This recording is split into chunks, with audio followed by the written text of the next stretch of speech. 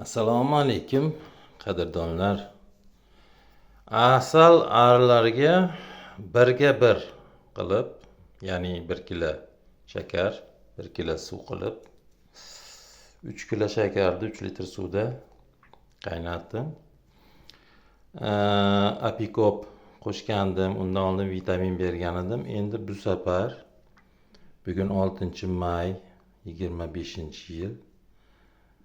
1 qoshiq, yarim qoshiq, siyla 1 qoshiq, katta qoshiqda molotый perets, achchiq qalampir tolqonidan mana shu 6 litrga 5 litrga qo'shib yuboraman. 5 litrga qo'shib yuboramiz. Bu nima uchun deyishadi? Hozir ko'payish davri, aprel tugadi, may boshlandi.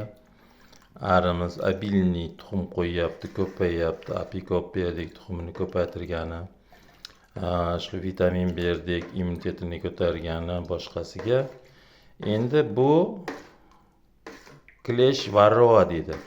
Kanaga qarshi. Asal arini kanasiga qarshi. Buni biz bersak, men bitta ariga cherezdin hozirgi mahal cherezdin 500 millilitrdan, yarim litrdan qiyom beryapman. Cherezdin ko'payyapti, bolalarini boqadi. Mana shu achchiq bo'ladi bu. Shu achchiq bilan bolalarini boqadi.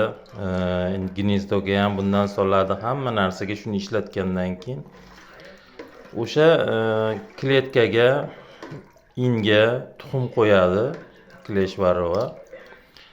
O'sha tuxumlari chiqib, o'shalar misol o'sha qiyomdan yeyish kerak.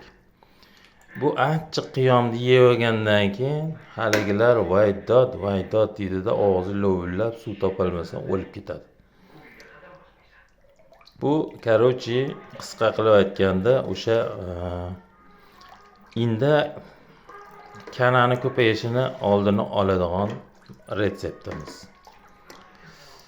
Shakar Angrendiki bas, Rossiya ham bas, o'zimizni Xorazm shakari hozirgi paytda 50 kilolik bir qopi 630 ming so'm O'zbekistonda. Biz Rishtonda, Farg'ona viloyati Rishton shahridamiz, Kulollar shahri. Like bosinglar. Arilarga shuni beringlar, kanadan qutulasizlar. Paka.